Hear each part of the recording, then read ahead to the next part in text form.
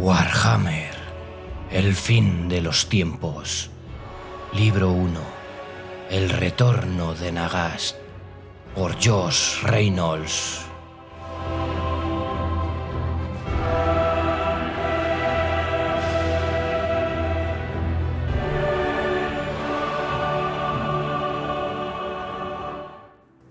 Capítulo 13.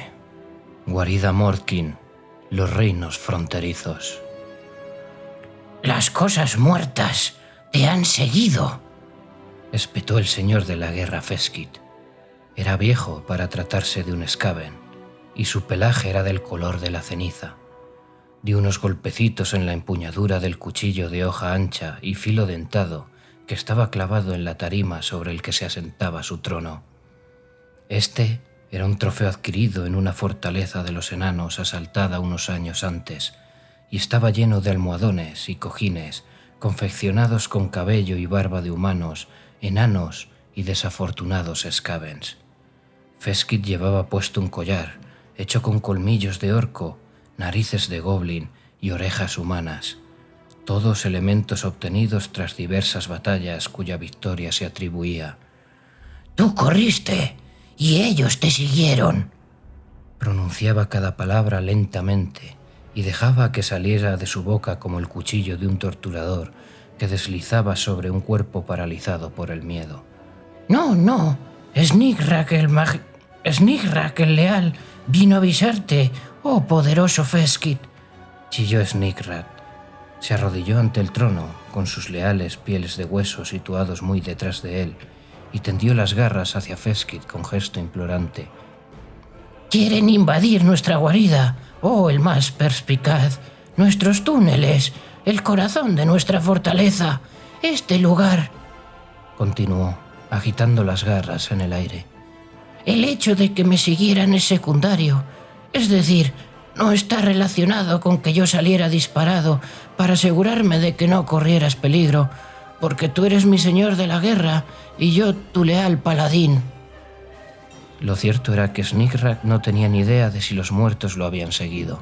Sin duda era una posibilidad, pero sospechaba que no habían podido hacerlo dada su astucia y su retirada furtiva por las llanuras para regresar a las montañas. Había visto los intentos de otros clanes de medir sus garras y sus aceros con los no muertos, y por un momento se le había pasado por la cabeza la idea de ayudarlos, pero le había parecido imprescindible alertar a Feskit del enemigo, y en caso de que dicho enemigo fuera aniquilado antes de que él llegara a la guarida, bueno, el mérito estaría ahí para quien quisiera atribuírselo, ¿no? Lo que había ocurrido era que había conseguido sortear, junto con lo que le quedaba de su partida de guerra a los no muertos, en la entrada del paso del perro loco, mientras la horda de huesos estaba distraída con los orcos de la garra de hierro. Lo último que había visto Snigrrak fue que a los pieles verdes no les estaba yendo muy bien. Decidió no mencionarlo. El clan Morkind y los Garra de Hierro llevaban décadas luchando por hacerse con el control del paso, y Feskit respetaba su fuerza en la medida en que respetaba cualquier otra cosa. Si se enteraba de que los pieles verdes habían sido derrotados, tal vez decidiera evacuar la guarida en vez de luchar, y la supervivencia de Snigrrak dependía de que sucediera esto. Feskit gruñó y se recostó en el trono con los ojos convertidos en dos delgadas ranuras. Lanzó una mirada a los guerreros alimaña con armadura que estaban acuclillados o de pie alrededor de la tarima, preparados para lanzarse a matar en cuanto su jefe de guerra se lo ordenara. La guardia Morrat era la guardia personal de Feskit, y sus miembros eran leales hasta la médula, gracias sobre todo al generoso patronazgo de Feskit, que se aseguraba de que participaran lo mínimo en el combate y se llevaran la mejor parte del botín. Feskit era demasiado listo como para arriesgar sus vidas en una lucha abierta, en la que no podrían protegerlo de sus pérfidos rivales. También eran indolentes, perezosos y mucho menos diestros con las armas de lo que pensaba la mayoría. Snigrrak sabía todo esto porque él había sido en el pasado comandante de la guardia Modrak. Se había aprovechado de la indulgencia de Feskit y luego, cuando había ascendido todo lo alto que había podido, tomó la decisión obvia. Naturalmente había sido la decisión equivocada, y había acabado tumbado boca arriba y con los dientes de Feskit en el cuello, aunque en su momento le había parecido la decisión obvia. Sneakrack se frotó el cuello con nerviosismo. Ese día le había perdonado la vida, si bien nunca le dio una explicación de por qué lo hizo. Sneakrack tenía el convencimiento, o la esperanza, de que se debió a que Feskit era lo bastante astuto para saber que estaba haciéndose viejo y que si quería que el clan Morkin siguiera fortaleciéndose, necesitaría un Skaven adecuado para liderarlo. Un Skaven magnífico, un gran guerrero, y por si eso fuera poco, astuto. Pero ese Skaven debía demostrar que era digno del patronazgo de Feskit. Tenía que cosechar victorias, acatar órdenes y servir al clan en todos esos aspectos en los que la mayoría de los Skaven no podrían hacerlo, ya fuera porque no eran de fiar o simplemente por su debilidad. Mientras Feskit se acariciaba los bigotes, absorto en sus pensamientos, Sneakrack escrutó subrepticiamente a los jefes congregados. Los que Feskit consideraba más leales se sentaban cerca de la tarima, rodeados por sus guardaespaldas. Los demás estaban repartidos por toda la caverna o no habían sido invitados. Echó de menos a más de una docena.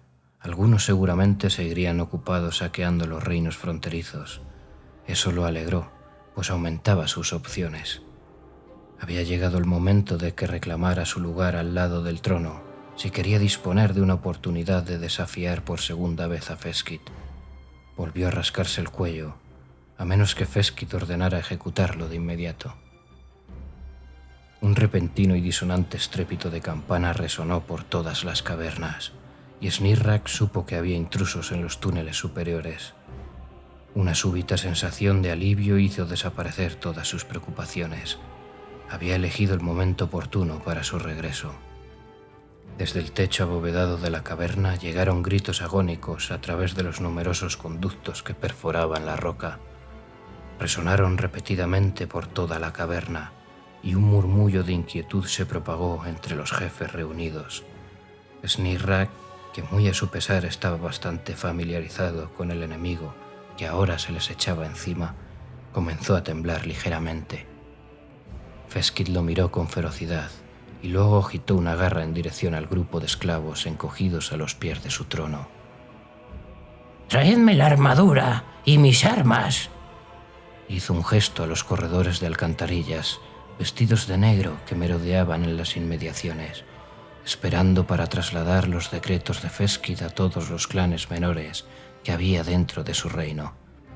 «Convocad el cónclave de jefes. Hay que defender la madriguera». Su mirada volvió a posarse en Sneakrack y esbozó una sonrisa que dejó al descubierto sus colmillos. «Es una suerte que haya regresado a tiempo, Sneakrack. ¿Qué habría sido de mí sin mejor paladín?» Sneakrack se puso de pie y sacó pecho. «Sneakrack el Magnífico vive únicamente para acrecentar la gloria del clan Morkin, el más poderoso de los jefes», declaró. «De eso estoy seguro, sí», repuso Feskit. Cortó el aire con una mano. «Entonces, defiende nuestra madriguera de esos intrusos, Sneakrack. Demuéstrame que eres digno de mí. ¡Venga!». Sneakrack lanzó un chillido de placer y dio media vuelta. «Ya habéis oído a nuestro más misericordioso y sabio líder del clan», dijo dirigiéndose a los jefes congregados. «Reunid a vuestros guerreros y preparad las máquinas de guerra. Despertad a las bestias», gruñó. «Ha llegado el momento de echar a esas cosas muertas de la guarida Morkin».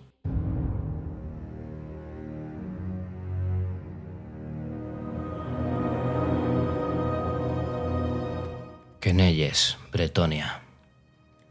Anselm se hundió sobre la silla de montar. Estaba dolorido y exhausto a más no poder, afligido por la tragedia y el miedo. Sin embargo, el más reciente y quizá el último duque de Quenelles conducía a los compañeros hacia el norte, a la guerra. Cerró los ojos mientras cabalgaba. Se le apareció el rostro de su primo y lo expulsó con una imprecación. Se repitió que había fallado a Tancred, aunque no había sido porque no hubiera puesto todo su empeño. En el momento álgido de la batalla, su corcel había tenido un ataque de pánico y había huido, llevándoselo con él. Cuando consiguió recuperar el control del animal, Tancred ya había muerto y su hueste había sido aplastada por el ejército de no muertos que se dirigía al norte. Anselm había ido entonces al castillo Brenach, donde había encontrado a Fastig matanecrófagos, a Griof de Anglaron y al resto de los compañeros de Quenelles, que intentaban reunir a los caballeros que habían sobrevivido a la batalla. Su afectuoso recibimiento cuando había entrado con el gesto avergonzado en el patio del castillo le había desgarrado el corazón de una manera que no podría haberlo hecho una espada. Le habían dado por muerto y él deseó estarlo. Es más, deseó que Tancred estuviera vivo y que él hubiera muerto en su lugar. Sin embargo, ahora Quenelles era suyo y sentía el peso de esa responsabilidad a punto de romperle la espalda. La provincia estaba en ruinas, asediada por hombres bestia y cosas peores. A todas horas llegaban peticiones de ayuda y Anselm estaba desbordado por problemas heredados. No sabía qué hacer. ¿Resistirían las defensas de la fortaleza de la abadía o habría que enviar ayuda? Había acudido la dama de Brenach, la viuda de Charnot, en busca de consejo. Ella había puesto en alerta a Tancred varios meses atrás y ahora Anselm esperaba que pudiera ayudarlo, y la viuda de Charnot lo intentó. Su videncia había sufrido problemas, entorpecida por lo que él solo sabría describir como interferencias demoníacas.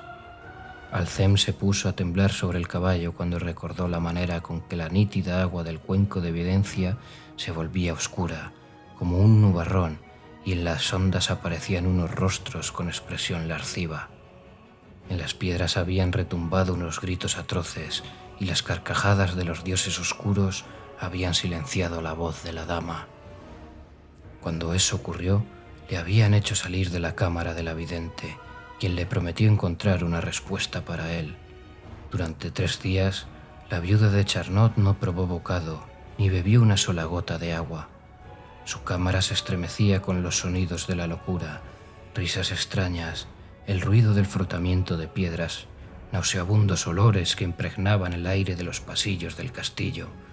Los caballeros empezaron a comentar en cuchicheos que la dama los había abandonado. ¿Cómo se explicaba si no la muerte de Tancred? ¿Y por qué la provincia estaba sufriendo el asedio de tantos enemigos a la vez? Mientras Anselm esperaba sentado que la dama Elinés saliera de su habitación, los caballeros le habían pedido que montara sobre su caballo y fuera en busca de un enemigo u otro. Anselm siempre se había negado a hacerlo, aunque no sin pensar. Algunos caballeros se marcharon para enfrentarse en solitario a los horrores que hacían sufrir a sus ancestrales tierras. Otros se quedaron, con su innato temperamento impetuoso aplacado por el recuerdo de la muerte de Tancred. Al tercer día, la paciencia de todos ellos recibió su recompensa. La dama Elinés salió notablemente debilitada de su cámara. La voz de la dama por fin había logrado penetrar en sus sueños febriles y le había comunicado una advertencia que debía transmitir al interesado. Si Anselm no iba a la Main-Sontal, toda Bretonia sucumbiría. «No pienses tanto», dijo una voz que arrancó a Anselm de su ensimismamiento. «¿Qué?». Guiofré de Anglaron le sonrió y le dio en la espalda una palmada que hizo tintinear su malla. «He dicho que no pienses esto. Estás asustando a los caballos». «Eso es absurdo». Anselm miró alrededor. «Ya, pero he conseguido que me prestes atención, ¿no?», repuso Griof. «Estamos a una jornada de dura marcha de la abadía y da la impresión de que preferirías estar en cualquier otra parte». «No es eso», se apresuró a decir Anselm. Griof se echó a reír. «Ya lo sé, Anselm. Eres un verdadero caballero, como lo fue Tancred. Luché a tu lado durante la rebelión de Malobaud. ¿Lo has olvidado? Sé que no eres ningún cobarde, igual que sé que solo temes al fracaso». Sonrió de nuevo. Griof no era especialmente apuesto, pero su cara resultaba casi agradable cuando sonreía. «No fracasaremos. Los trovadores cantarán sobre el día en que los compañeros de Quenelles enviaron a los muertos de regreso a las tinieblas y salvaron Bretonia». Dio unas palmaditas al Anselm en el hombro. «Ahora levanta la cabeza», señaló arriba. «El matanecrófagos y su banda de palomas con gigantismo han regresado». Anselm no pudo contener una sonrisa. Griov sentía aversión por los sementales alados que montaban Fastrig Matanecrófagos y sus colegas caballeros Pegaso. Ancel sospechaba que no se debía tanto a que considerara que las hoscas bestias no eran unas criaturas naturales, como la costumbre que tenían de ensuciar el suelo cuando surcaban el cielo. La boyiga equina no era agradable, sobre todo cuando caía del cielo y a gran velocidad. «Hola, duque Alcem», dijo Fastrig mientras su corcel se deslizaba perezosamente por el aire. El Pegaso relinchó e inició el descenso. Cuando aterrizó, alzó la cabeza y se dirigió al trote, con aire arrogante hacia Alcem y Griov. Las monturas de estos resoplaron y piafaron cuando la bestia alada se puso a su altura. Ni siquiera en el mejor de los casos los caballos de guerra normales se llevaban bien con los Pegasos. El semental de Griov mordisqueó al Pegaso de Fastrig y éste le plantó un puño entre las orejas de su montura. «Controla a ese gruñón malhumorado, Griov». «Sería más fácil si esa bestia tuya no provocara al resto de los animales», contestó Griov. Alcem intervino antes de que la vieja discusión estallara de nuevo. «¿Qué noticias traes, Matanecrófagos?», preguntó el nuevo duque de Quenelles. «Bestias», gruñó Fastrig. «Centenares de ellas. Se dirigen al norte, pero mucho más despacio que nosotros». «¿Creéis que Arkan el Negro ha hecho causa común con esas criaturas?», inquirió Griov. «La verdad, no me extrañaría en él». Alcem frunció el ceño. «Nos siguen desde hace varios días. Si fueran aliados, ¿no deberían habernos atacado ya? Ni siquiera unas criaturas como esas deberían tener dificultades para adivinar a dónde nos dirigimos». Pensó brevemente en la manada de bestias que había conducido a Tancred a la emboscada, que les había costado la vida, y se preguntó si estaba repitiéndose la jugada. Descartó de inmediato la idea. En la provincia había merodeando ahora docenas de partidas de guerra como aquella. Se enderezó sobre la silla de montar. «No, son carroñeras. Nos siguen con la esperanza de conseguir una victoria fácil. Bueno, pues que nos sigan. Lo único que encontrarán será la muerte». Giró el cuerpo sobre la silla y echó un vistazo hacia la columna de caballeros que lo seguían. Estandartes con todas las formas y de todos los colores ondeaban por encima de la hueste reunida.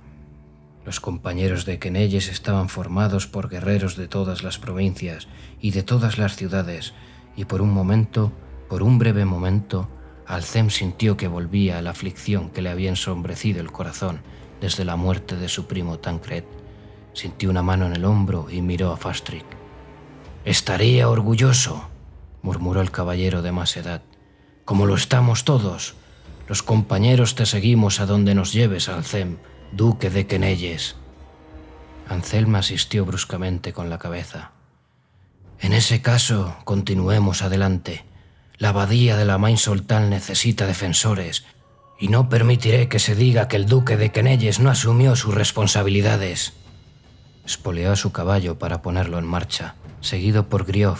Fastrig clavó las espuelas en su montura y el Pegaso alzó el vuelo con un relincho. Los cuernos sonaron a lo largo de la columna y los compañeros de Quenelles se dirigieron al galope hacia el norte.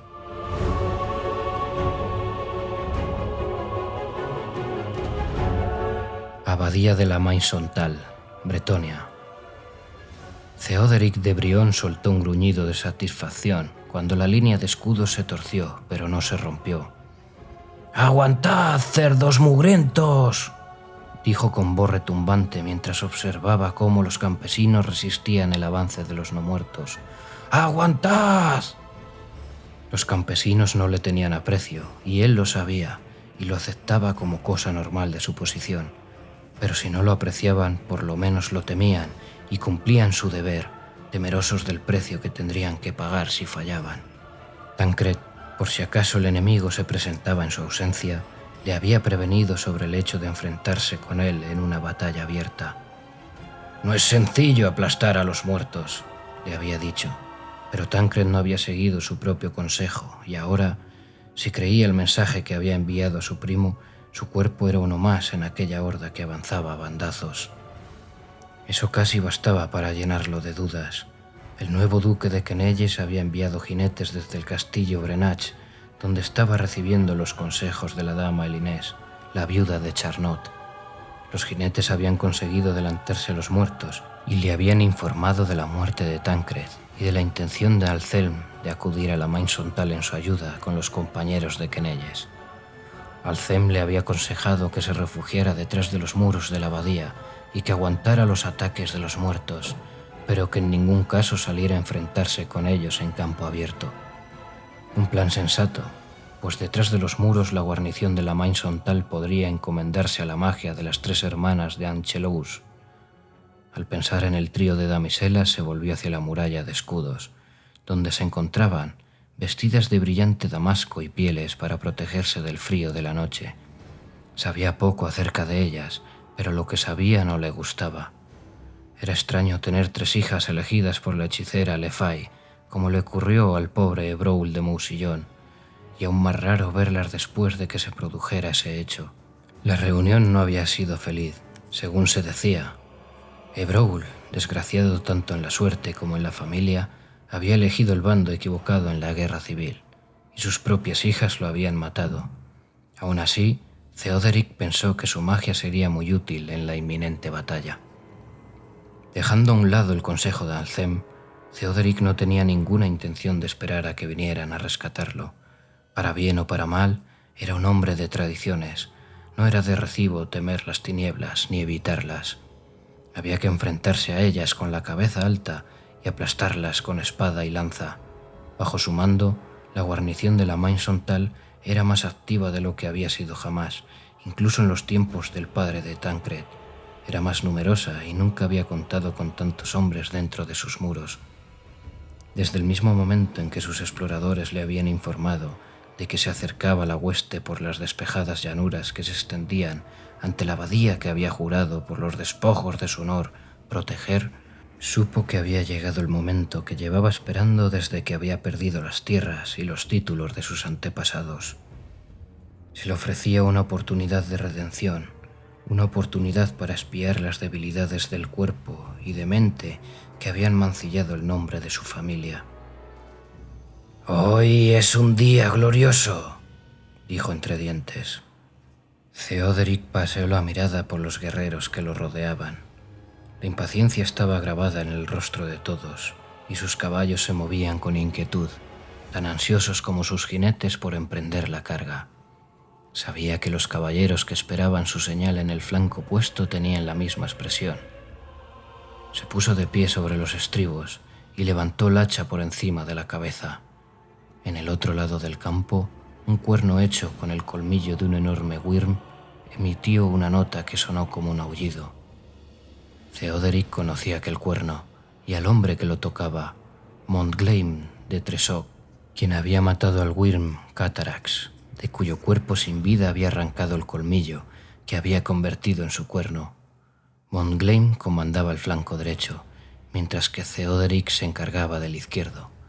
Cuando los cuernos del lado derecho sonaron, también lo hicieron los del izquierdo, y Theoderic sintió la agitación de su alma.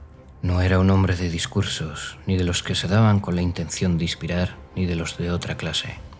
No le salía de dentro estimular a sus hombres, ni agitar sus corazones, pero sabía que tenía que decir algo. Sintió que la atención del mundo se depositaba en él. El aire vibraba con una pulsación ineludible, con una fuerza fatídica que agudizaba su conciencia y le tironeaba del corazón. Tal vez murieran hoy, pero no sería olvidado. No se le recordaría como un chiflado o un caballero fracasado, sino como un héroe, como un paladín de la dama y del reino. Se le dedicarían canciones y brindis, y el nombre de Theoderic de Brion perviviría durante generaciones. Eso era lo que había deseado siempre. «Hoy es un día glorioso», bramó abriendo los brazos. «Tenemos el honor de interponernos entre el suelo sagrado y la hueste negra, y la dama está a nuestro lado. Nuestra justa tierra se estremece de dolor, asaltada por demonios, intrusos y cadáveres levantados de las tumbas mediante hechicería oscura. Pero nosotros estamos aquí, no solo para demostrar nuestro valor o nuestro honor, sino para que se sepa que a pesar de que toda Bretonia esté siendo asediada, la esperanza todavía no ha abandonado nuestro reino eterno. La esperanza que resuena en el fragor de las espadas y en el estrépito de los cascos de los caballos. A la carga, defensores de la Main-Sontal, a la carga, caballeros de Bretonia, a la carga y barred al enemigo, a la carga por la dama y el renacimiento del mundo. Los caballeros prorrumpieron en un ensordecedor grito y luego espolearon sus caballos y se unieron a la batalla, con Theoderic a la cabeza. El suelo tembló mientras el orgullo de Bretonia se lanzaba hacia el enemigo con las lanzas caladas. Theoderic se encorvó sobre el cuello de su montura. En lugar de lanza, él blandía un hacha, que era lo único que todavía le recordaba quién había sido antes de caer en desgracia. La había empuñado en momentos de gloria y de locura, y solo la muerte podría separarlo de ella. Había bañado su hoja en la fuente sagrada de la Main-Sontal, y mientras la giraba bien aferrada en la mano, comenzó a brillar con una luz bendita. La oscuridad retrocedía delante de él y podía ver a los muertos que avanzaban implacablemente, tambaleándose como unos autómatas. Para Theoderic era en ese momento un símbolo de todo lo que estaba haciendo sufrir a Bretonia. Levantó el hacha, bramó una maldición y arremetió contra el enemigo mientras su corcel embestía a los muertos por el costado y los perforaba como si fuera una lanza. El hacha cortó el aire, relumbrando como un faro y decapitando a un zombi. Luego llegaron el resto de los caballeros y comenzó en serio la 12ª y última batalla de la abadía de la Main-Sontal.